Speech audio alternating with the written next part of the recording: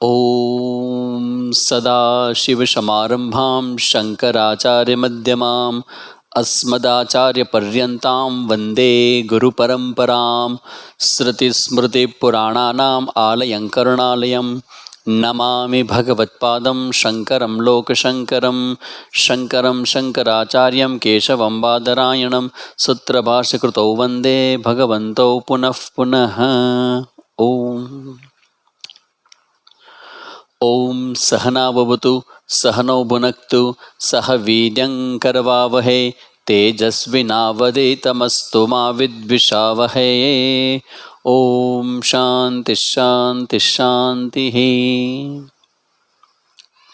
નમસ્તે બધાને. કેમ છો બધા? આલ ઇઝ વેલ. તો ફરી આજે આપણે આપણા ચિંતનમાં આપણે પ્રવેશ કરીએ. 11મો અધ્યાય અને ભગવાનનું વિશ્વરૂપનું દર્શન. ટોપિકનું નામ છે યસ આઈ કેન.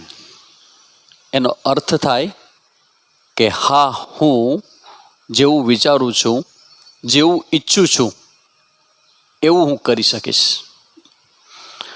તો આપણા જીવનની અંદર પરિવર્તન જ્યાં લાવવાનું છે, ચેન્જ લાવવાનો છે, એ બહારની પરિસ્થિતિઓ ઉપર આપણું એટલું બધું નિયંત્રણ નથી.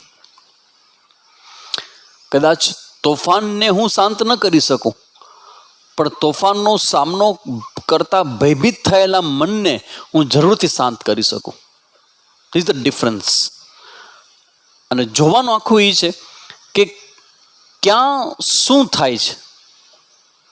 હવે આપણા જીવનમાં પ્રશ્ન એ છે કે આપણને જે ભય લાગે છે ને, ફિયર, એ શું છે ખબર છે? એ ભય જે લાગે છે એના રૂટમાં એક પ્રકારનો અસ્વીકાર છે. નોન એક્સેપ્ટન્સ, અસ્વીકાર. I can not accept what is going to happen. જે થવા જઈ રહ્યું છે એનો મને સ્વીકાર નથી. એક સાંભળજો, ભય ક્યાંથી આવે છે. એક અસ્વીકાર, અને બીજો એ બતાવે કે અશુભ કંઈક થવાનું છે એની ભાવના. અશુભ. ખરેખર જગતમાં કશું જ અશુભ નથી, માત્ર તમારા વિચારો જ અશુભ હોઈ શકે. ઘટનાઓ કદી અશુભ નથી. જગત બધું બરાબર છે. Everything is well order. આ જગતની અંદર જે પણ કંઈ ચાલે છે બધું બરાબર ચાલે છે. પણ જે અશુભ જે છે ને, એ આપણા વિચારો છે, આપણી ભાવનાઓ છે, આપણી લાગણીઓ છે, જેને કહેવામાં આવે છે સબ્જેક્ટિવ વિઝન, સબ્જેક્ટિવ વર્લ્ડ. એક ઓબ્જેક્ટિવ વર્લ્ડ છે, એક સબ્જેક્ટિવ વર્લ્ડ છે. ઓબ્જેક્ટિવ વર્લ્ડ છે એ ઈશ્વર સૃષ્ટિ છે, અને સબ્જેક્ટિવ વર્લ્ડ એ જીવ સૃષ્ટિ છે. આપણી પોતાની માનસિકતામાંથી ઉત્પન્ન થયેલું આપણું વિઝન, આપણું દર્શન, અને એને કારણે અનુભવાતો ભય એ સબ્જેક્ટિવ વર્લ્ડ છે. તો અસ્વીકાર અને અશુભપણાનો ભાવ. હવે આપણને એમ છે કે જન્મનો સ્વીકાર છે, પણ મૃત્યુનો સ્વીકાર નથી. સ્વાસ્થ્યનો સ્વીકાર છે, રોગનો સ્વીકાર નથી. સફળતાનો સ્વીકાર છે, નિષ્ફળતાનો સ્વીકાર નથી. અનુકૂળતાઓ ગમે છે, પ્રતિકૂળતાઓ પસંદ નથી. હવે આ આપણું મન છે, કરેક્ટ? આપણું મન છે ને આપણો રિસ્પોન્સ છે. હવે રિસ્પોન્સ જુઓ કેટલો બધો ઇમેચ્યોર છે. યાદ રાખજો, દ્વંદ્વ વગર સૃષ્ટિ ચાલે નહીં. વી નીડ, જોઈએ જ. શું જોઈએ? દ્વંદ્વ. દ્વંદ્વ એટલે વિરોધી. આ વિરોધીપણા વગર સૃષ્ટિ ન ચાલે. નહીં તો આપણને પ્રશ્ન એવો ન થાય કે ભગવાન કહે છે કે ભાઈ સુખે દુઃખે સમય કૃત્વા લાભાલાભો જયા જેવો, તો બધી જ પરિસ્થિતિઓમાં સમાન રહેજે, તો દુઃખમાં દુઃખી થજે નહીં. તો ભગવાન દુઃખ શું કામ બનાવ્યું? પ્રતિકૂળતા શું કામ બનાવી? જન્મ બનાવ્યું તો અમને ગમ્યું, મૃત્યુ શું કામ બનાવ્યું?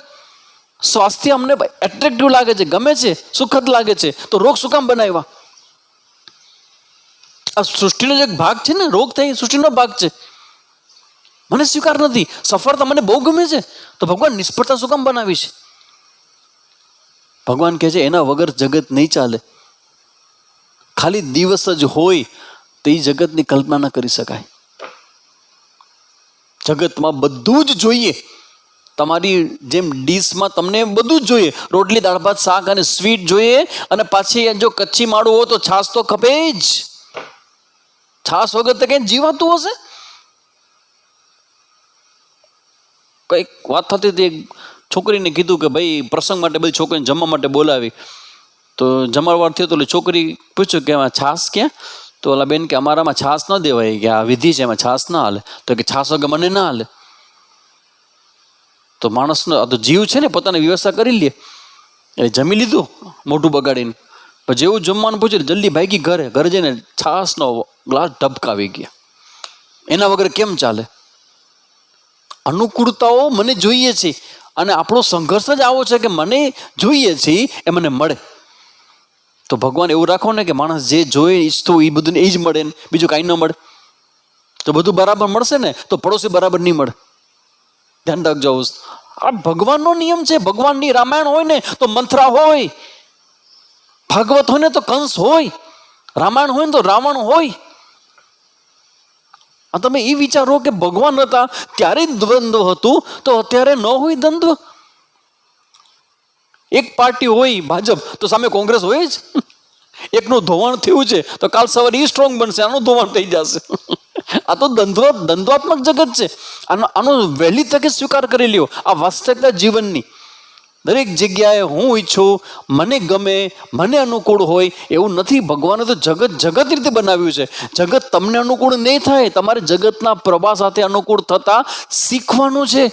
We have to learn. એના માટે કોરોના આવ્યો છે, શીખવા માટે કે ભાઈ આ તો બહુ નેચરલ છે, સ્વાભાવિક છે. ભગવાન આવું દેશે જ નહીં. ના તો દેશે. જો તમે ગમે તેટલી માને પ્રાર્થના કરો તો માં દૂર કરી દેશે. પાછું આવશે ખરા? તો માને પ્રાર્થના કરો, ભક્ત હો ને માના, કે માં આવે જિંદગીમાં દુઃખ બનાવજે જ નહીં. મેં પહેલા જ પ્રશ્ન તમને કર્યો, તમે કરે તમારું ધ્યાન નહીં ગયું. મેં તમને પૂછ્યું હતું આ કે આમાંથી હાથું ચકરો કેટલાય છો કે તમે જો મૃત્યુનું આટલું બધું દુઃખ લાગતું હોય તો મૃત્યુની ઘટનાને આપણે કાઢી જ નાખીએ. બ્રહ્માંડની પરિસ્થિતિ, આ જે આખું જીવન છે ને, ભગવાનને આપણે લખીને આપી દઈએ કે ભગવાન તું જન્મ બનાવજે, મૃત્યુ ન બનાવજે. ભગવાન કે તો બનશે જ નહીં. શું કામ ખબર છે? કારણ કે આ દ્વંદ્વ છે ને એ ચલાવવા બેલેન્સિંગ માટે બહુ જરૂરી છે. અને સ્પર્ધા હોય ને ત્યાં સફળતા હોય, અને સફળતા માટે કેટલાય ટ્રાય કરતા હોય, અને કેટલાય ટ્રાય કરતા હોય ને એટલે જ આપણે મજા આવે. ધારો કે ક્રિકેટની અંદર ટોસ ઉછાળે અને જે જીતે એ આખું એનો મેચ, એમ ના હાલે. એક ભાઈ ફૂટબોલનો મેચ જોવા ગયા, બહુ મોટી પાર્ટી, પહેલી વખત મેચ જોવા ગયા, અને એમાં થયું કે 9 ખેલાડી આ બાજુ, 9 ખેલાડી આ બાજુ, અને ફૂટબોલનો દડાદડ સાંજ પડી એટલે એ ભાઈ ઊભા થયા અને જાહેરાત કરી. એ કે આજે હું આ ટીમ છે, બંનેને 9 દડા હું ગિફ્ટ આપું છું. એક દડા માટે શું રાડી કરો છો? કે બધા રાખો, એક દડો તમારી પાસે રાખો. તો મને કે એ રમત હાલે? બધાને એક દડો ફ્રી. એ કે રમત હાલે? રમત માટે તો બધો નિયમો જોઈએ, રમત માટે તો સંઘર્ષ જોઈએ, અને સંઘર્ષ પછીની જે મજા છે ને એ મજા સંઘર્ષ પછીની જ છે. તૈયાર મળેલું હોય ને એનું ગ્રોથ અને વિકાસનો. એટલે મેં એક સ્ટેટમેન્ટ કરેલું હતું આ કે without pain there is no growth. ને ઘણા લોકોને ગિલ્ટ હોય કે હું ભૂલ જ કરું છું. તો ભગવાન બીજી વખત જગત બનાવજો તો ભૂલની સંભાવના રાખજે જ નહીં. એના વગર ન થાય, શીખાય જ નહીં. ભૂલ વગર શીખાતું જ નથી. તમારું ધ્યાન ભૂલમાં છે કે શીખવામાં છે? તમારું નજર ક્યાં છે? તમે શું વિચારો છો? What you think, how you think. Learn, શીખો કેવી રીતે વિચારાય. કારણ કે જેવું વિચારશો ને એવો અનુભવ થશે. આ દ્વંદ્વો બહુ જરૂરી જીવનમાં. મૃત્યુ જરૂરી છે, રોગ જરૂરી છે, અને હું માનું છું કે દુઃખો જરૂરી છે.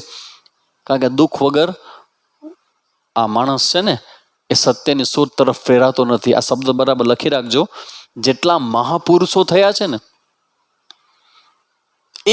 આટલા હું ચેલેન્જ આપું છું કે એક મહાપુરુષ મને એવો બતાવો કે જેના જીવનમાં કોઈ પ્રકારનો સંઘર્ષ ન કરવો પડ્યો એને, જેને વિરોધી તત્વોનો સામનો ન કરવો પડે. એક મહાપુરુષ બતાવો. મહર્ષિ અરવિંદ હોય, સ્વામી દયાનંદ હોય, અમારા પૂજ્ય સ્વામીજી હતા, ચિન્મયાનંદજી મહારાજ હતા, તપોવનજી મહારાજ હતા, શંકરાચાર્યજી હતા, રામકૃષ્ણ પરમહંસ હતા, સ્વામી વિવેકાનંદ હતા. કેટલાના નામ લઉં?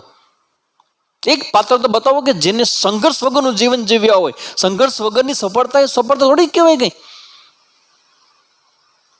ગિફ્ટ છે ને એ જન્મ દિવસની હારી લાગે, રોજ આપું તો પછી ગિફ્ટનું મહત્વ ન હોય. તો આ સમજી વાસ્તવિકતાને કે જે લોકોના શરીર છૂટ્યા છે એના પ્રત્યે આપણો ભાવ છે, હૃદયમાં છે, એના માટે પ્રાર્થના પણ છે. અને હારે હારે સિક્કાની બીજી બાજુ છે કે આપણે જીવીએ છીએ તો આપણને પ્રકૃતિએ સમય આપ્યો છે, આપણને જીવન આપ્યું છે, તો એનો થેન્ક્સ નહીં કહેવાનું, એનો આભાર નહીં માનવાનું. જે ગયું છે એના માટે જ રોવાનું. તો બચ્યું છે ને જે બચેલા છે એના માટે કોઈ ભાવ નહીં રાખવાનો. શું જુઓ છો તમે? પાણીનો અડધો ગ્લાસ છે, પી લ્યો, અડધો તો છે. ઘણી વખત જાઓ ને પાણી ખલાસ થઈ જાય તો ગળું તમારે ખાલી ભીનું કરવા માટે બબે ઘૂંટડા પાણી પીવાનું હોય. ફરિયાદ કરવું કે 2 ઘૂંટડા પાણીથી ગળું મારું ભીનું કરું એ મારા હાથમાં છે. Depends on my hand. હું શું વિચારું છું, હું શું જોઉં છું, અને જેવું જોઈશ ને એવું મને દેખાશે, મને અનુભવ હશે. અત્યારે જોઉં તો જગતની બહાર અસલામતી છે, ભય છે, ચિંતા છે, પણ છતાં હું કહું કે આવી કેટલીય બીમારીઓ આવીને ગઈ અને આપણે રહી ગયા તો આમાંથી પણ રહી જશો, શું કામ નહીં? અને ધારો કે ગયા તો ક્યાં જવાના છીએ? આત્માનું તો ક્યાં મૃત્યુ છે? Again we are coming back. પાછા આવશું, નવા રૂપે પાછા આવશું. અને પછી તો હવે તો આવશું જ્યારે પાછા ફરીથી આવશું ને તો કોરોનાની અસ્તિ જ નહીં હોય. અથવા તો રસી એવી બની ગઈ હશે, નાનપણમાં 2 ટીપ આપી દેવામાં આવશે, જિંદગીમાં કોરોના નહીં થઈ ક્યારે, કોરોના ફ્રી લાઈફ હશે. તો કહેવાનો મતલબ છે કે આપણા જીવનમાં આ દ્વંદ્વોને સ્વીકારીએ, પરિસ્થિતિને સ્વીકારીએ અને નવી રીતે વિચારવા માટે આપણા મનને અવેલેબલ બનાવી. આખો 11મા અધ્યાય ઉપરનું ચિંતન છે ને એ આના ઉપર જ છે. કારણ કે અર્જુન અહીંયા વર્ણન કરે છે કે ભગવાન તમારું સૌમ્ય સ્વરૂપ મને ગમ્યું. રાધા હારે પ્રેમ કરતો અને વાંસળી વગાડતા હો અને ગોપીને આમ પ્રેમ આલાપ કરતા હતો, એ બધું એનું વર્ણન કેવું સરસ મજાનું થાય છે.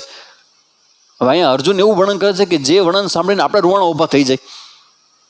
મેં લાસ્ટ ટાઈમ વાત કરી કે 23મા શ્લોકમાં અર્જુને કહેવાનું શરૂ કર્યું કે ભગવાન અત્યાર સુધી બધું બરાબર હતું, પણ હવેનું તમારું વર્ણન છે મહાબાહો, આ બહુત મુખ ઓર નેત્ર વાલે, બહુ વક્ત નેત્રમ, અને બાહુ તમારું રૂપ અને દાઢ અને તમારું રૂપ એ જોઈને પ્રવ્યથિતા, બધા ડરી જઈએ છીએ. ભગવાન ફિયર, ભગવાન ભય આપે, ભગવાન ભય માટે છે? હે, ભગવાન ભય માટે ક્યાંથી હોય? ભગવાનની બનાવેલી માયા 100% ભય આપે. ભગવાન ક્યાંથી ભય આપે? ભગવાન તો નિર્ભયતા માટે છે, ભગવાન તો અભયતા માટે છે. અભયમ સર્વભૂતેભ્યો દત્વા. સંન્યાસી હોય ને એ લોકોના મૂળમાં અભયતા છે, હું કોઈને ભય નહીં આપું.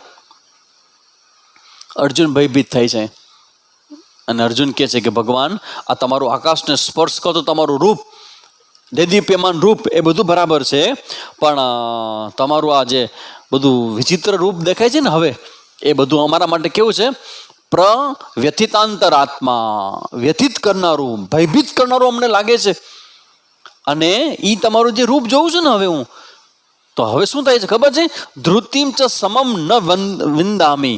ધીરજ અને શાંતિ હવે મારી અંદર રહેતી નથી. હવે મને ફફડાટ થાય છે. કબૂતરો કેમ ફફડ થતું હોય એમ મારું હૃદય ફફડે છે. ત્યારે મને કદી જીવનમાં ભયનો અનુભવ નથી થયો. અર્જુનના જીવનમાં ભય હોય કોઈથી? કોઈ વ્યક્તિ કે ને વિરોધી શબ્દ લખો, દિવસ તો શું થાય? રાત. અર્જુનનું વિરોધી શું થાય? ભય. કે અર્જુન કોઈ ભયભીત ન હોય, અર્જુનનો વિરોધી ભય હોય. અને તો અર્જુન પોતે કહે છે કે હું અને ભય જાણે એક થઈ ગયા છે.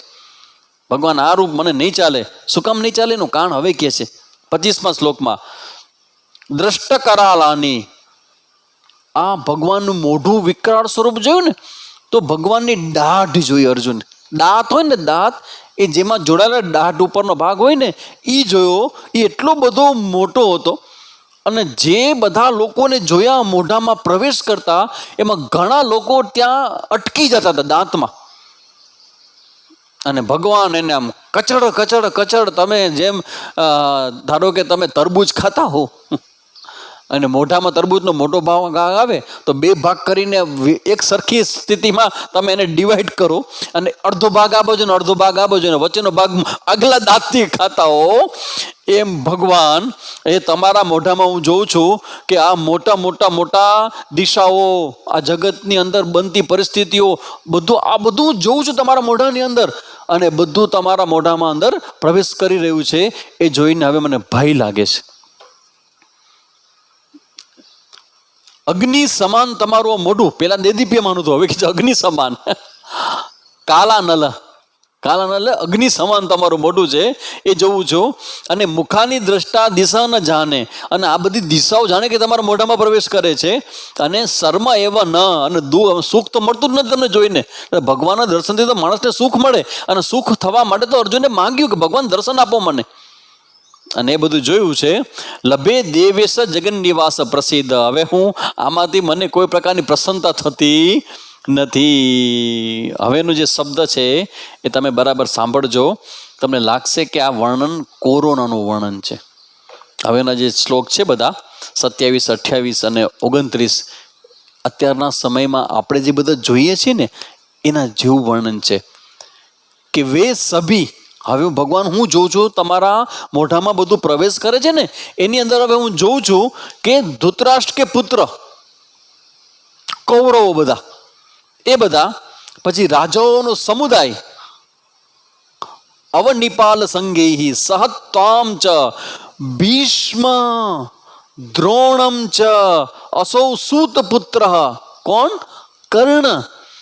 આ બધા મહાન યોદ્ધાઓ, એ બધા એક પછી એક દ્રષ્ટા કરાલાની, તમારા મોઢાની અંદર, તમારી દાઢમાં આ બધા મહાપુરુષો જેને અમે ગણીએ છીએ એ બધા ત્યાં અટકી જતા હું જોઉં છું. અંદર જતા હોય ત્યાં અટકાય છે. વક્ત્રાણી, મુખોની અંદર તરમાણા, અને એકદમ ઝડપથી અંદર આમ ખેંચાય છે. કોની જેમ ખેંચાય છે? તો કે જેમ બહેનો સવારના 10-11 વાગે પોતાનું ઘર સાફ કરતી વખતે ઉપયોગ કરતા હોય ને, આપણે બધું સાફ સફાઈ કરવાનું એક મશીન આવે, અને એ બધું મશીન બધો કચરો ખેંચી લે. એ જેમ લાંબુ પ્લાસ્ટિક રાખ્યો હોય, અહીંયા હોલ હોય, જેવું મશીન ચાલુ કરે વેક્યુમ ક્લીનર, આમ જરાક રાખે એટલે બધું ખેંચી લે વેક્યુમ ક્લીનર. નાની કીડી કે એવું હોય, કીડો કે હોય તો એના ઉપર એ રાખે એટલે ફટકતું ખેંચાઈ જાય. તો કે બસ એક્ઝેક્ટલી એટલી સ્પીડમાં તમારા મોઢાની અંદર આ બધાને પ્રવેશ કરતા હું જોઉં છું. અને એ પાછું કેવી કરે છે ખબર છે? કેચિત ચૂર્ણિતેહી ઉત્તમાંગેહી. અને અમુકના તો તમે આમ મોઢું દબાવીને એના ઉત્તમ અંગો છે, જેને કારણે આટલા બધા પ્રખ્યાત છે, એવા મહાપુરુષોને તમે તમારા મોઢાની અંદર તમે જાણે બધાને નાસ્તો કરતા હો ને, એવું હું જોઉં છું. એને દાંતની વચ્ચે વચ્ચે એ લોકો ફસાતા હું જોઉં છું. આ બધું વર્ણન અર્જુન કરે છે. એટલે હવે જો એના પછીના જે શબ્દમાં શ્લોકમાં અર્જુન કહે છે ને કે આ બધું મને કેવું લાગે છે, યથા નદીનામ બહવોંબુ વેગાહા. જેમ બધી નદી ખબર નહીં કોના પ્રવાહથી ખેંચાય અને સમુદ્રમાં જેમ ભળી જતી હોય, એમ સમગ્ર વિશ્વ ભગવાન તમારા મોઢામાં સમાઈ જતું મને લાગે છે. અને યથા પ્રદીપ્તમ જ્વલનમ પતંગાહા. જેમ પતંગ મોહવશ, આપણું આ પતંગિયું એ પ્રકાશ જોઈ એના મોહવશ થઈ અને એ પ્રજ્વલિત અગ્નિમાં જેમ સમાઈ જાય છે, એમ અતિ વેગથી બધા દોડતા દોડતા તમારા મોઢાની અંદર સમાઈ જાય છે. અને સંપૂર્ણ લોકોને પ્રજ્વલિત મુખો દ્વારા તમે જાણે કે બધાનું ગ્રહણ કરો છો, અને વારંવાર લીએ છે, તમે ચાટો છો બધાને ખાતી વખતે, જાણે રસ લેતા હોય એ રીતે. અને આ તમારું સંપૂર્ણ રૂપ છે એ ભગવાન મારાથી જોવાતું નથી. બધા મૃત્યુનો હાહાકાર છે, જેને કહે ને કે પ્રતિકૂળ પરિસ્થિતિઓ છે, આક્રાંત છે, દુઃખ છે, ભય છે, અને ચારે તરફ લાશો પડી છે. આ બધું વર્ણન જે છે ને અત્યારે જેમ આપણને અત્યારે ફીલ દેખાય છે ને કે ભાઈ એમ્બ્યુલન્સની લાઈનો લાગી છે, સ્મશાનોમાં જગા રહી નથી, તો એવું બધું હું ભગવાનના મોઢામાં જતું અર્જુન જોયું ને ગભરાઈ ગયો અર્જુન. અને આ દ્રશ્ય જોઈને અત્યારે પણ ઘણા લોકો એવા છે કે જેમ માને છે ને એટલે જ મારી સામે બેઠા નહીં હોય કે ભગવાન જેવું છે જ નહીં કાંઈ, ભગવાન ભગવાન બધું ખોટું છે, અને ભયભીત છે અંદરથી. જે બોલનાર છે પાછા નિર્ભય નથી, ભયભીત છે. એ ભય એટલા માટે છે કે આ પરિસ્થિતિનો અસ્વીકાર છે, અસ્વીકાર છે, ન થવું જોઈએ આવું. હા, દુઃખ છે એ વાત સાચી છે, પણ યાદ રાખજો આ પ્રકૃતિ છે ને એ પ્રકૃતિની એક વ્યવસ્થા છે ને પ્રકૃતિની એક મેથડ છે. જગતને ચલાવવાની એક ભગવાનની પદ્ધતિ છે, અને એ પદ્ધતિ જગતને બનાવનાર છે ને એ નક્કી કરે. આપણી બુદ્ધિ આલે ન નક્કી કરી શકે. એ નક્કી કરે કે ગુરુત્વાકર્ષણ બધા નીચે જ ખેંચાય, ઉપર ન જાય. ધારો કે નીચે બદલે ઉપર કરી નાખ્યું હોત તો બધા આકાશમાં વહી ગયા, ફેલાઈ ગયા હોત. તો ભગવાનની જગતને ચલાવવા માટે, ભગવાન આ જગતને ચલાવે છે એ આ બતાવવા માટે આખો ઓર્ડર છે. આ 11મો અધ્યાય છે, એમાં વર્ણન છે એ ભગવાનનું આ વિકરાળ સ્વરૂપ, વિપરીત સ્વરૂપ, જેને દ્વંદ્વ કહેવાય, જેનો આપણે અસ્વીકાર કરીએ છીએ, એ રૂપ પણ ભગવાનનું છે. એ રૂપ પણ ભગવાનનું છે. હિરણ્યકશ્યપને મારનાર નૃસિંહ ભગવાન છે તો વિકરાળ સ્વરૂપ લઈને આવે છે, કારણ કે વિકરાળ રાક્ષસ છે. તો ભગવાન પણ વિકરાળ સ્વરૂપ લઈને આવે છે, અને ન મનુષ્ય અને ન પશુ, એના બંનેનું સમન્વય કરતું એ રૂપ. અને ભયંકર લાલ ગુમ આંખો, અગ્નિ, ગુસ્સો અગ્નિ રૂપે પ્રગટ થતો હોય, અને ભયંકર ત્રાળ પાડતા ભગવાન. અને એ હિરણ્યકશ્યપને ચીરી નાખે, લોહીના ફુવારા ઉડે. આ જે બધું હું જે કહું છું ને એ દ્વંદ્વનો એક ભાગ છે, જેનો સ્વીકાર આપણું હૃદય કરી શકતું નથી. અને શીખવું જોઈએ એક્સેપ્ટ કરતા, કારણ કે આ જગત તમે નથી બનાવ્યું, કોકે જગત બનાવ્યું છે ને એ બનાવેલા જગતમાં તમે જીવો છો. તો બધું તમને અનુકૂળ થાય એ મેથડ જીવનની દુઃખદાયક છે. સુખી થવાનો રસ્તો હું તમને આજે ગુરુ ચાવી આપું છું કે પ્રકૃતિનો વહેતો ફ્લો છે ને એની સાથે રહેતા શીખી જાઓ. પ્રેમ થાય તો શું ગાવ તમે? કોઈને સાથે પ્રેમ થાય તો શું ગાવ? તેરે ફૂલો સે ભી પ્યાર. કાં પછીનું વાક્ય ના હો સ્વામીજી, કાંટા નહીં મેળ પડે. ત્યારે ફૂલો સે ભી પ્યાર. ગુલાબ દે તો બહુ મીઠું લાગે, પણ જો એ કાંટો લાગી ગયો એમાં, દેખતા વિચાર નથી કરતા કે આમાં કાંટા છે, આ લાગી જાય, વિચાર નથી આવતો, આમ દેવાતું હશે. પણ કાંટો પણ તારો દીધેલો છે તો લોહી કાઢે કે જાન લઈ જાય, તારો દીધેલો છે. શોકે પ્રેમ ગલી બડી સાંકડી, તામે દો ન સમાય. जब मैं था तब हरी नहीं, अब हरी है मैं कहाँ. બસ આ મેં નીકળી જશે ને અહંકાર, ત્યારે સુખના દિવસો શરૂ થશે. આ મેંનું નામ છે અસ્વીકાર, આ મેંનું નામ છે ભય, આ મેંનું નામ છે અશુભતાના વિચારો. ખરાબ થશે, ખોટું થશે, આમ થશે, તેમ થશે. નહીં, જે થશે શુભ થશે, જે થશે શુભ થશે. તમે લોકો ઘરમાં દીવડ કરીને વાંધો નહીં, કેટલા બધા ઉપર ઓલા સ્પાઈડરમેન બિચારા ઘર બનાવીને બેઠા હોય, કેટલી બધી અંધી ચચી, કચ્છમાં કહેવાય, સૌરાષ્ટ્રમાં જેને ઢેઢ ગરુડી કહેવામાં આવે છે, લિઝર્ડ, એને તમે પકડીને નાખો, એની પૂંછડીયામાં કેટલો સમય ફરતી રહે, એનું મૃત્યુ થાય, બિચારી જોતો વહી ગઈ, એનું કાંઈ નહીં. અને એવી ને એવી દિવાળી જ્યારે ભગવાન કાઢે ત્યારે ભગવાન વાંકા કાઢવાના. એમ પ્રકૃતિને શુદ્ધ કરવા માટે પરમાત્માનો ઓર્ડર લઈને આવે ત્યારે તમને વાંધો પડે. એમ ત્યારે ફૂલો સે ભી પ્યાર કાંટો છે, કાંટો જેને ફૂલ બનાવ્યો ને એને કાંટો બનાવ્યો છે. આ કેદી શીખાશે, કેદી સમજાશે? આ કે જેને ફૂલ બનાવ્યો એને જ કાંટા બનાવ્યા છે, જેને દિવસ બનાવ્યો એને જ રાત બનાવી છે, અને જે જન્મ આપે છે ને એને જ મૃત્યુની વ્યવસ્થા કરી છે. અને મૃત્યુની વ્યવસ્થા એ જન્મ માટે જ જરૂરી છે. કપડાં બનાવ્યા હોય તો નવા કપડાં બને ને, કપડાં બને તો તૂટે ખરા, મેલાઈ થાય, સાફ કરવા પડે અને બદલાવા પણ પડે ક્યારેક. તો વ્યવસ્થા છે. આ વ્યવસ્થાને અનુકૂળ તમારી બુદ્ધિને કરશો તો તમને ક્યાંય વાંધો નહીં આવે. જો હોતા હૈ અચ્છા હોગા. Everything is in order. બધું બરાબર છે. એ પ્રકૃતિ ને ભગવાન છે એ કદી અકલ્યાણ ન કરે. બે થપ્પડ માં મારે ને તો મારે, કારણ કે માં છે, મારે. પણ બે થપ્પડ મારતી માં એના હૃદયમાં પ્રેમનો એ પ્રકાર છે. શિક્ષણ માસ્તર હોય તો મારે, ગુરુ હોય તો ગુરુ પ્રસાદી દે, પણ ગુરુ પ્રસાદી શિષ્યના કલ્યાણ અર્થે છે. માં કે પિતાજી ખીજાતા હોય કે ગગલાવતા હોય, છોકરાઓને જરાક મોટો થાય 15-16 વર્ષનો, મને જ કહે છે, જ્યારે હોય ત્યારે મને કહે છે.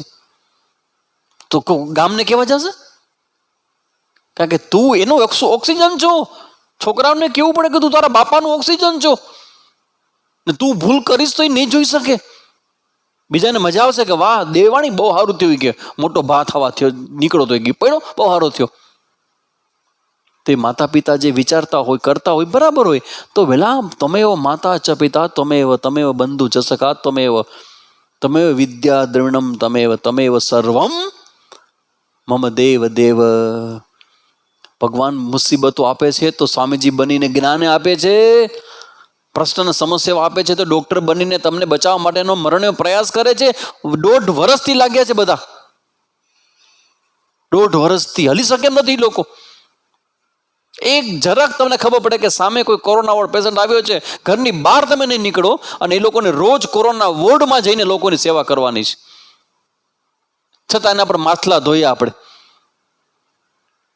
આ અપક્વ મનનું લક્ષણ છે કે તમે આની અંદર રહેલી સુંદરતાને, આની અંદર રહેલી વ્યવસ્થાને તમે જોઈ શકતા નથી.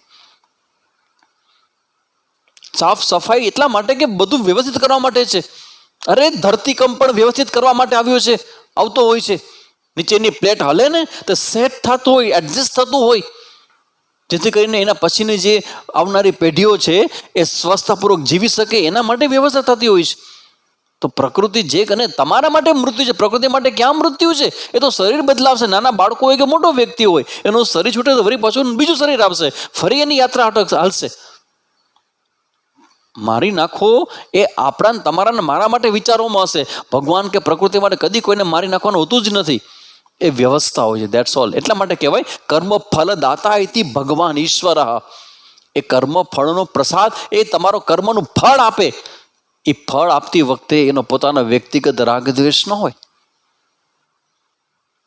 મારો ને દહીલો એવો ભાવ ભગવાનમાં ન હોય, રાગ દ્વેષથી પર હોય. કારણ કે એ તો ઓબ્જેક્ટિવ છે, તટસ્થ છે. એટલે જે બને છે એમાં આ પરમાત્માની દ્રષ્ટિનું દર્શન એ જોઈ શકો ને તો સેન્સ એક આવશે, યસ આઈ કેન. આ પરિસ્થિતિની વચ્ચે પણ હું મારા જીવનને જીવતા અને નવું શીખવાડીશ. If I am ready, I can learn from any type of experience. દરેક અનુભવ છે, અને અનુભવ હંમેશા શીખવાડવા માટે હોય છે, સમજવા માટે હોય છે. તો આ અનુભવ આપણા માટે એ છે કે જેમ અર્જુનને ભય લાગ્યો હતો, એમ આપણને કદાચ ભય લાગે ને તો ચિંતા ન કરવી. એ ભયને અત્યારે ભગવાનને અર્પણ કરી દો કે ભગવાન તારું આ વિકરાળ સ્વરૂપ જોઈને અમને ભય બી લાગે છે, પણ અમને કોઈ ડાઉટ નથી કે તું ખરાબ કરી રહ્યો છે, એવું જરાય નથી. અમને તો બસ તારું સૌમ્ય સ્વરૂપ જોઈ છે, કારણ કે તું જે કર ને બધું બરાબર જ હોય છે. આ ભગવાન કરે એ બધું બરાબર હોય છે, એનો અર્થ શું થાય? ભગવાન કરે એ બધું બરાબર. તો ભગવાન શું કરે છે? ભગવાન આખા જગતને ચલાવવા માટે લો એન્ડ ઓર્ડરની વ્યવસ્થા કરી છે, નિયમની વ્યવસ્થા કરી છે, અને જગત નિયમ પ્રમાણે ચાલે. તમે ગમે તેવું નવું મકાન બનાવતા હો, જરૂર નથી કે તમે મકાનમાં રહી શકશો. પ્રકૃતિ છે, ભગવાન છે, ગમે તેટલા, અરે ભગવાન શેનો લઈ લઈએ, કરોડો રૂપિયાનો ખર્ચો કર્યો છે, મકાનમાં તો રહેશું અમે. ના, એમ તમારી ઈચ્છા, તમે પ્રયત્ન કરો છો, કર્મ કરો છો. કર્મ એટલે ભગવાન ગીતાજીમાં કહે કે બરાબર ધ્યાન રાખજો કે તમારી ફ્રીડમ અમુક સમય સુધી છે, અમુક જગ્યાએ છે, એની આગળ તમારી ફ્રીડમ નથી. સમય, આ સમયમાં શું કરવું શું ન કરવું એ તમારા હાથમાં છે. કંઈક કરશો ને એટલે એ પકડાઈ જશો. એ કર્મ તમારું છે ને, એ કર્મ ફળથી ત્યાં બંધાઈ જશો. કર્મ કરતી વખતે જ ફળ બંધાઈ જાય. ભગવાનની વ્યવસ્થા એવી સરસ મજાની છે કે તમે કર્મ કરો એટલે કર્મ તત્કાલ કરો છો, પણ ફળ એ તત્કાલ આપે એવું જરૂરી નથી. ક્યારેક આપી દે, કોકને મસ્તી મજા કરો, પટાક કરતો આવી જાય પ્રસાદ, ધમાક કરતો, તો ત્યાં ફળ મળી ગયું.